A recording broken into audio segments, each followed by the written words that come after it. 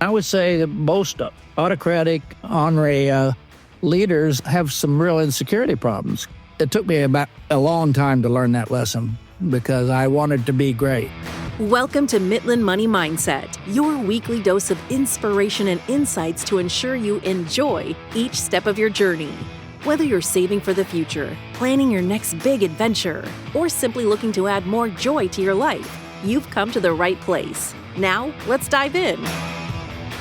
Ever felt stuck in a role that demands more than you think you can give?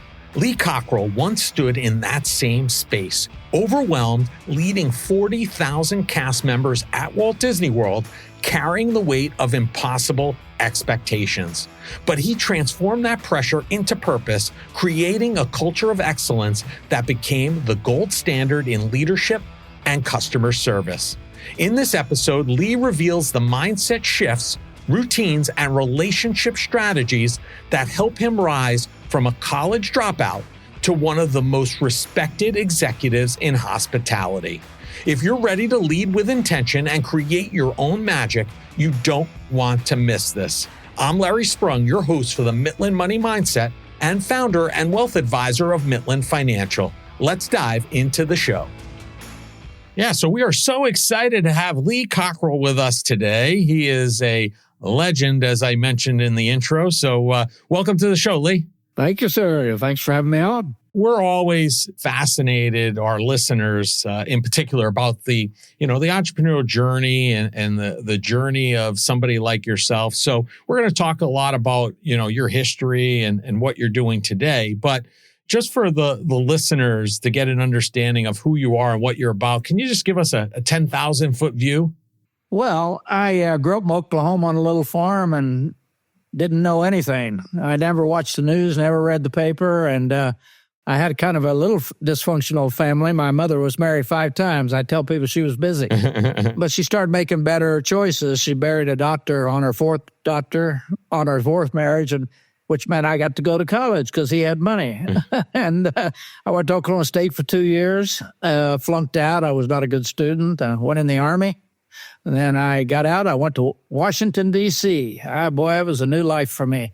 And I got a job as a banquet waiter at the Washington Hilton up on Connecticut Avenue where Ronald Reagan got shot, actually, back in 81. And I worked there for 8 years. I was a waiter. Then I got into finance. I got a clerk's job so I could start learning it. And met my wife there. And then my career started. I spent 8 years with Hilton, and from Washington to Chicago to the Waldorf Astoria in New York to Los Angeles. And there I went to Marriott and spent 17 years, started as a restaurant manager and became the vice president of food and beverage planning for the company worldwide. And I tell people the reason I got that job, I didn't have a degree, but I had by that time become an expert in the food business, and that's what they wanted. And that finance piece I had really helped, but I had a lot of hands-on experience in every part of food and beverage operations for our hotels. So did that, and then I got recruited by Disney in 1990 to go to France and open Disneyland Paris. They wanted me to open the restaurants, of course, and once you get in food, you can't get out. It's hard to escape. And went there, spent 3 years, opened everything. Eventually, I became the head of the hotel division there. And then in 93, Disney brought me back to Orlando to be the executive vice president of operations for Walt Disney World for all operations. Did that for 10 years, and then I retired.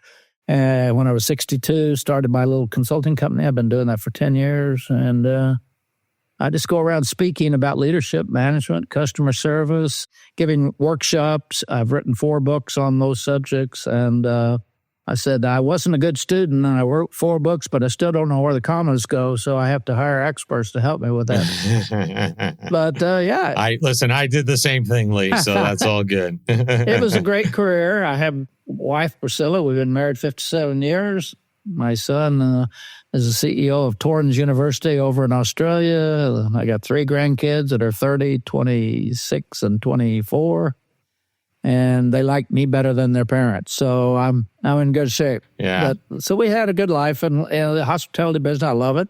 I tell young people it's just going to get bigger because middle income and people are having more income in every country around the world, and they're traveling. And it's a good business. I enjoyed it, actually. Yeah. Now, I did work for 3 great companies, Hilton, Marriott, and Disney, so it was really, I learned a lot. Yeah, quite the history, Lee. And, I want to dive into some of these things that you talked about over your career and, your continued success, quite frankly.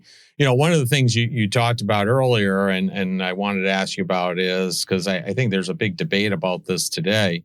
You decided not to go to college. It was not the path for you. And you've shared publicly that joining the Army was one of the best things that ever happened to you. First and foremost, thank you so much for your service. I have a deep appreciation for those that serve this country and first responders, et cetera, who protect us. But why was that such a great thing, one of the best things that ever happened to you? I think for many reasons. I grew up in a time in the 40s and 50s where racism and bigotry was pretty alive and well in Oklahoma. I tell people I never met a black person until I was 20 years old. Going into the Army really opened my mind, opened my eyes, and I learned about discipline, structure, being on time. The Army is not really happy with you coming late to formation. I just learned, and I learned to work together. And I was 20 years old, so I was as fit as I've ever been in my life when I got out. And between that, what I learned about being in a group and working together, plus living in Washington, D.C., where everybody's from somewhere else, I became a better person, frankly, and more tolerant. And found out most of that stuff my parents and friends and family taught me weren't true. So that was the good part. And I tell young people today, when you graduate, go to the big city for a few years and experience the whole world. So that, I think it's like everything. Experiences probably mean more than college education because they get burned in your brain. You'll never forget an experience like you might forget some classes you took. Yeah. And exposure. Exposure is a big deal. I mean, it's just amazing what you learn. My wife and I moved 11 times, but different hotels and hotel companies, and we've enjoyed every one. Yeah, sounds like it was a great learning experience outside the classroom rather than inside the classroom. So it was. Let's talk about your tenure. You spent a great deal of time at Marriott, prior to your time at Disney. How did your tenure at Marriott prepare you for that transition and your time at Disney? Well, the good thing, I think, was Marriott is very organized. It's very systematic. Everything has a policy, a procedure, an operating guideline, a rule, the way you do it. And I joined Marriott when they only had 32 hotels. Today, they have 9,000. And to learn those systems, because most hotels and most operations are pretty chaotic, especially in the food and beverage area. They don't always have real systematic ways of doing things as far as controls and the ordering procedures and all of those things. And so you learn, and I learned at Marriott, you're in charge of the guest customer service, but you're also totally in charge of the bottom line. You better know what a pencil cost. And Bill Marriott, he came to visit us, and he got right into asking you questions about your business.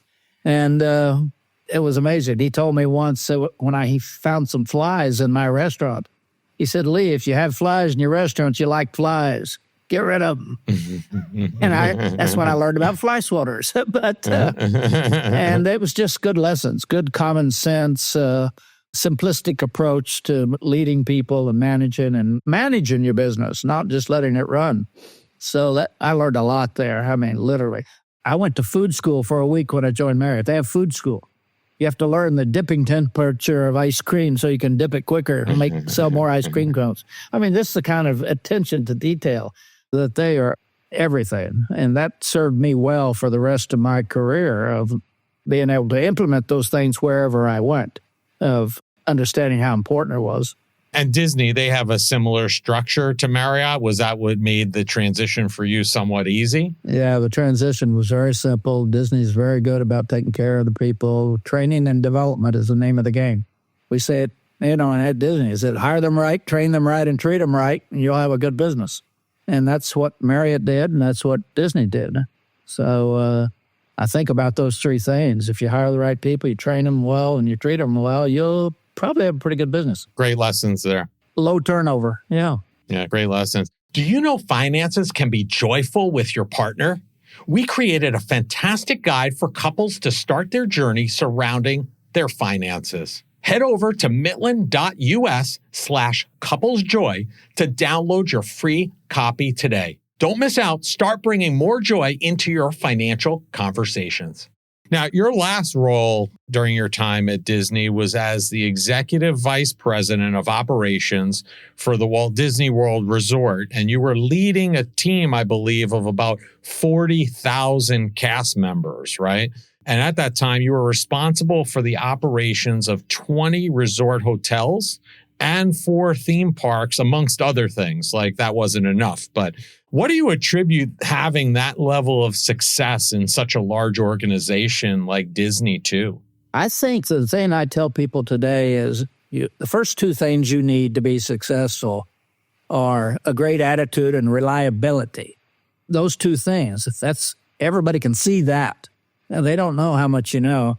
And I must say that gives you an opportunity and time to be treated well, to supported while they teach you the business, the technical aspects. And that's really what happened. I tell people the truth is I didn't do much. I just hired great people. I mean, literally. That is my secret sauce for my whole career. Hire excellent people, get rid of the wrong people, and give them authority, give them responsibility, treat them well. And they can come to me if they got something wrong with the bureaucracy they need help on. But, I had an engineer doing billions of dollars in maintenance and new projects. I don't know anything about being an engineer. He reported to me. And food and beverage, it's a big business. Retail, security. I mean, see, we have 1,800 security people at Disney World. It's the safest zip code in America. Now, I learned a lot about it, but I was never an expert in any of those areas that... if you do that, you'll be fine. People say, what'd you do at Disney? I said, nothing.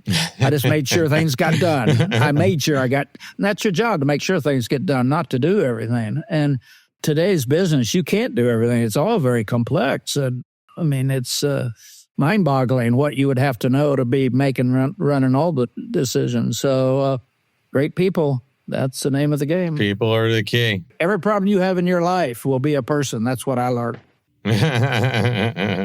Yeah. Now, one of the things I learned about you is early on in your career, people were somewhat afraid of you. They were intimidated to meet you.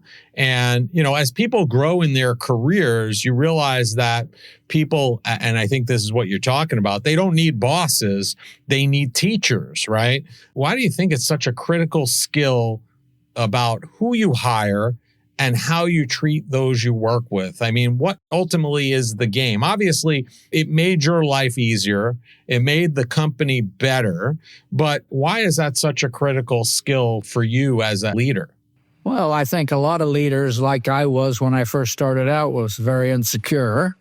I didn't have a college degree. I kind of had a dysfunctional growing up.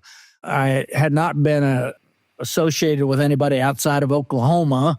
I was autocratic, and when I got my first management job, I abused it. I commanded people to do what I wanted, and that I kind of figured that out over the years that people were afraid of me. My nickname was Doberman, I found out later, and I did a lot of work on that. And more success I had in business, I got more self-esteem and self-confidence and felt better about it, and found out that my problem was I wanted to control everything. And I will say, I've been married 57 years, and I had some ups and downs in my marriage because I wanted to be Mr. Control, and that never works.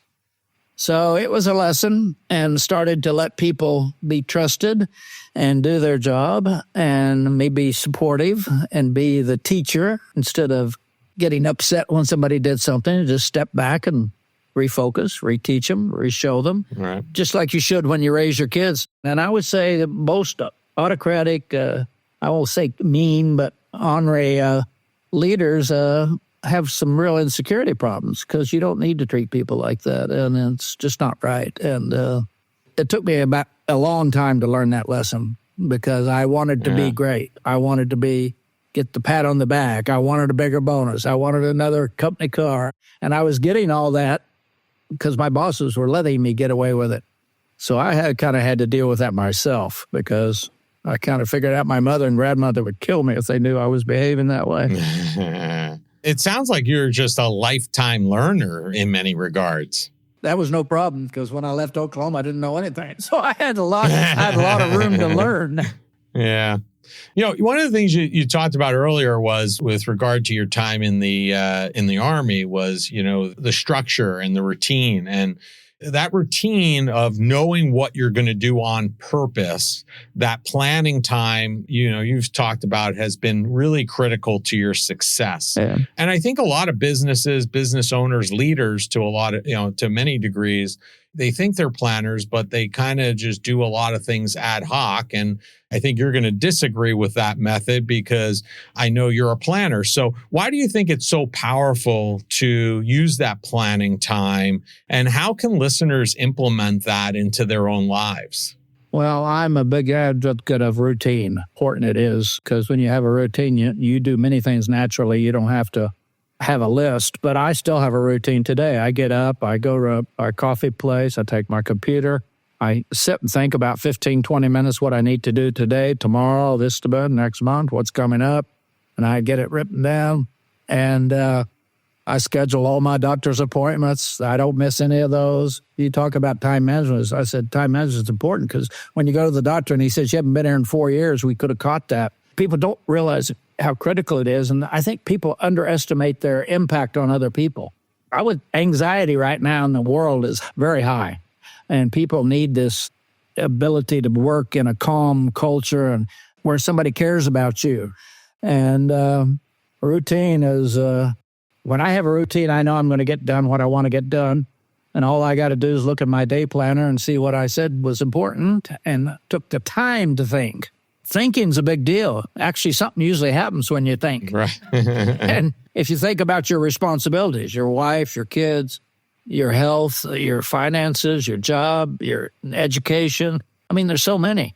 When I ask people how many responsibilities you think you have, they don't have any idea that they have probably 20 or 25. Your parents getting older, your grandparents getting older, all these things that are going to are you spending enough time so you're not disappointed? So it is an amazing thing. I wrote a book on time management. It's called Time Management Magic, How to Get More Done Every Day. And it's true. And the number one reason people don't do it, they've never been taught. They don't teach it in high school. They don't teach it in college. I was in the Army. I made my bed every day. That's routine. I didn't have a choice. So you get into these habits, carry you sometimes. And I would say you're really a product of the decisions you make in your life, and you better be making the right ones because a lot of them you don't get a second chance. So I'm very careful about thinking about different parts of my life. Am I on it? Yeah. Because time gets away from you. It just does. It'll be Christmas again, and you'll go, oh, I was going to do that. I'm going to do that. Yeah. I want to do that. I'm going to start working out when I feel like it. No, you schedule it. I have big-time workouts on Monday and Thursday at 4:20.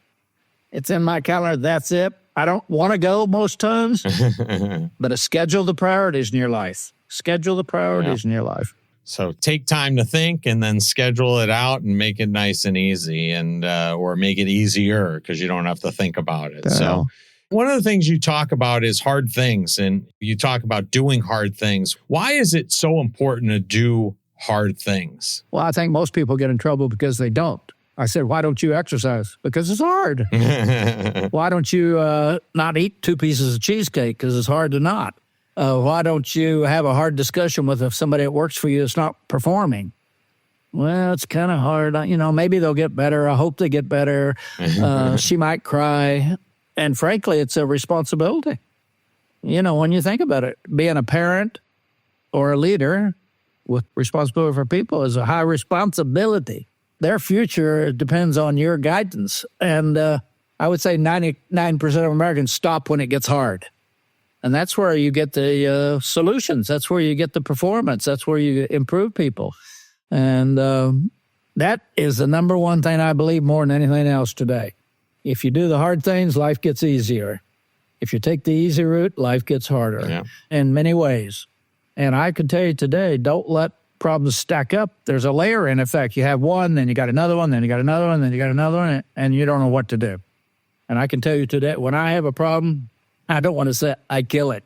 I get rid of it. I deal with it. I make the call. I have the conversation. I don't want that to keep me awake, because sleep is one of the biggest problems people have in this country. That's why they wake up. They don't feel good. They don't do the hard things. They put things off. Basic sleep. I mean, it's amazing.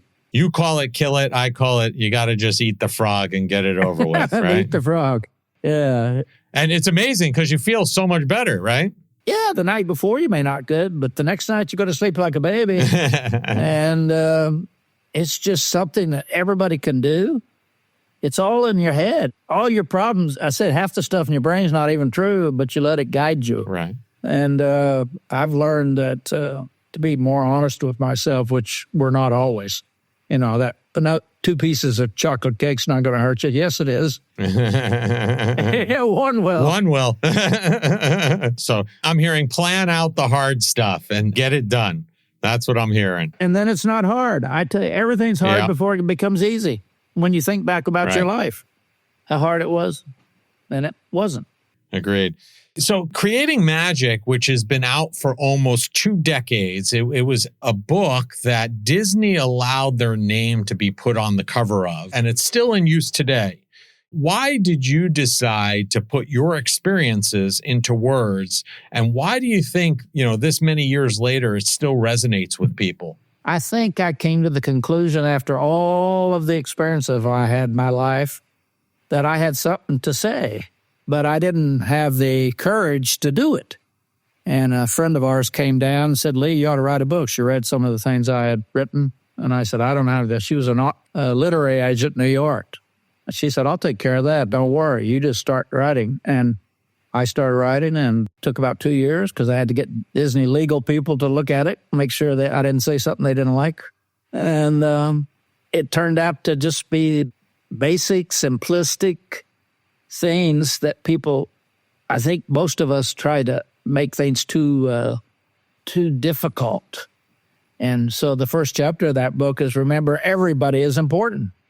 I didn't believe that when I was living in Oklahoma when I was 20 years old. Mm-hmm. I said I'd never been anywhere. Now I've been to 48 countries. I do work everywhere. I believe everybody is important. I don't have a discriminatory bone in my body like I did at one time. Mm-hmm. And that alone right there is when you're going to lead and you have that attitude and that belief, you get better results and you help people. They say your legacy is the only thing you can take with you and leave behind.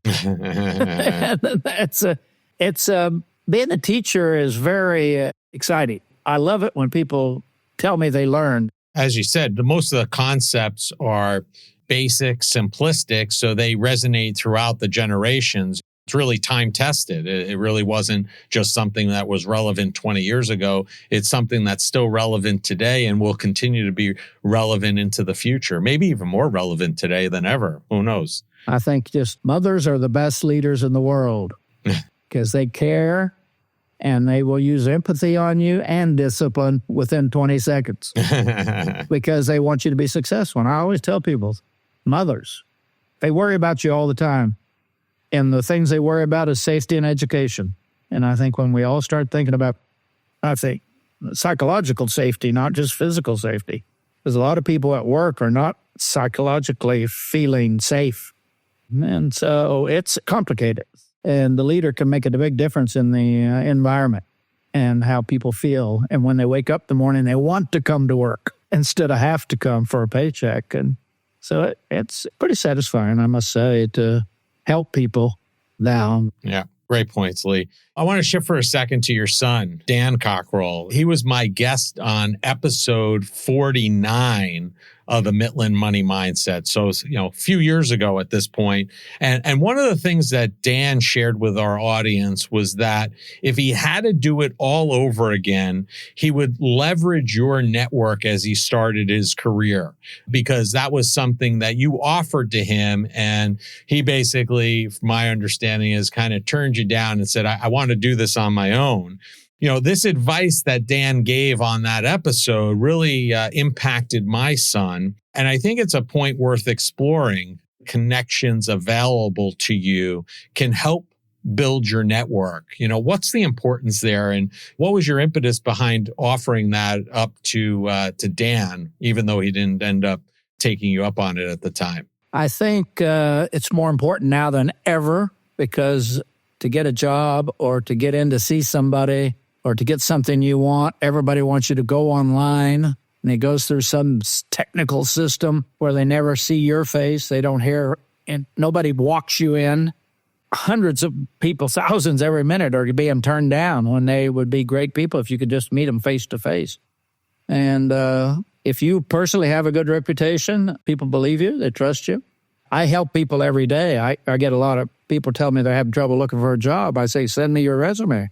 And I look at it, and it looks good, and then I have a chat with them. And I'm not sending some nutcase to somebody I know, and I send it out. I just did one a few weeks ago, a lady who got laid off from a company going bankrupt in the wine business. I gave her a contact at the Hilton, and I got a note from her yesterday. They hired her, and she's happy as can be. The guy who hired her trusted me. Amazing. This is just how life works. All relationships are everything. Trust. That, not all relationships, but the ones where people know he's going to do what he says, and I can trust him, and I believe him, and he would never let me down. And you kind of got to have your own style and reputation to be able to be productive at helping people. But I think it's great because people are really struggling to find jobs and find the right work, and they want advice on how to deal with their boss and how to deal with the HR and how to deal with not getting promoted fast enough. And I have a podcast that's 10 years old now, 15 minutes every Tuesday. And that's what we give, is that kind of advice. And we have listener questions. And we've talked about everything from depression and anxiety to teenagers to hiring to how to keep up in your career. I mean, there's a lot of learning after you get out of high school and college. Yeah. I've used this term on this show many a times, and that is I feel like your network equals your net worth. Absolutely. Because your network can get you anything you want. It can get you a business opportunity. It could get you a job. It could get you tickets to your favorite ball team. There's endless opportunities that can arise out of that network. And as long as you treat it right, you take care of it, you nurture it, you do what you're saying you're going to do, then that's something that can, reap fruit for a very, very long time, if not perpetuity. And I'll tell you a story quickly that about 3 months ago, I got a call from somebody at a major university in the U.S. who wanted me to come and work with them. They have 200 people in HR. It's a big university. And I said, okay, we worked out the dates. And then I had a call with this lady, and she came on. She said, Lee, you know me. I said, I do. She said, I went to your time management class at Disney 30 years ago. It all came back around 30 years. And this is not uncommon, by the way, especially if you keep your name out there on social media and what you're doing and what you can do. But that was kind of blew my mind 30 years ago. Well, I said in the talk I gave, I said, I'm glad I sent her a nice note because she remembered. You left quite the impression, it sounds like. So, hey. Yeah. That's funny. Yeah. Well, Lee, it's been such a pleasure. And, I know our listeners have derived a great deal of joy listening to our conversation and learning more about you and what you're up to and your, illustrious career. And each of our shows asking our guests the same final question, because it's all about joy on the Mitlin Money Mindset. And that is, what did you do today, Lee, that brought you joy and put you in the right mindset for success? My wife called me while I was at Coffee for the Soul this morning and asked me to bring her a piece of that lovely lemon cake that she loves so much. And I did that. And she has some back problems and not getting out much and just taking care of her and making her happy. And that we're able to do that. You don't think about it when you're young that you're going to have to, when they say, until death do you part. Sure. Sickness and health. But she is so appreciative that kind of makes my day every day. And so, it was good today. Amazing. Well, thank you for sharing that. And Lee, we're going to have all of your information in the show notes for our listeners. But if people want to learn more about you, connect with you, see or find out more about the books that you've written, which are many, what's the easiest and the best way for them to connect with you? Yeah, it's Lee at leecockerell.com. Everything I do is in one place, so I can remember where it is. And the book, Creating Magic's in 22 languages now. Just came out in Vietnamese recently. I'm always astonished where it shows up. But everybody around the world's trying to learn how to treat people better, be better leaders, be better managers. So leecockerell.com, and it's all there, whatever Awesome. I do. And I appreciate you having me today. My pleasure. And our listeners should go out, schedule some time to learn more about you and connect with you, get it on the calendar so it gets done. And I really appreciate the time today, Lee, and enjoy the rest of your day. Thanks so much. Take care. Lee, thank you for sharing your powerful journey from humble beginnings to creating magic at Disney. Your insights on leadership, time mastery, and service excellence are timeless lessons for anyone striving to lead with the heart. This conversation is a masterclass in purposeful living, and we're better for it. Lee Cockerell and all he's up to can be found across most social media platforms. All the contact information needed to find them can be found in the show notes. Thank you for joining us on this episode of Midland Money Mindset. Remember, it's not just about the money, it's finding joy in the journey and embracing the right mindset. If you love the show, be sure to subscribe, rate, and leave a review. Don't forget to follow along for more tips and inspiration. Please visit the social links below to connect with Larry or his guests. Until next time, keep smiling, keep thriving, and remember to think about, what did you do today that brought you joy? The opinions voiced in the Midland Money Mindset Show with Lawrence Sprung are for general information only and are not intended to provide specific advice or recommendations for any individual. Past performance is no guarantee of future results. All indices are unmanaged and may not be invested into directly. Investing involves risk, including possible loss of principal. No strategy ensures success or protects against loss. To determine what may be appropriate for you, consult with your attorney, accountant, financial or tax advisor prior to investing. Investment advisory services offered through CWM LLC, an SEC registered investment advisor. Guests on the Midland Money Mindset Show are not affiliated with CWM LLC.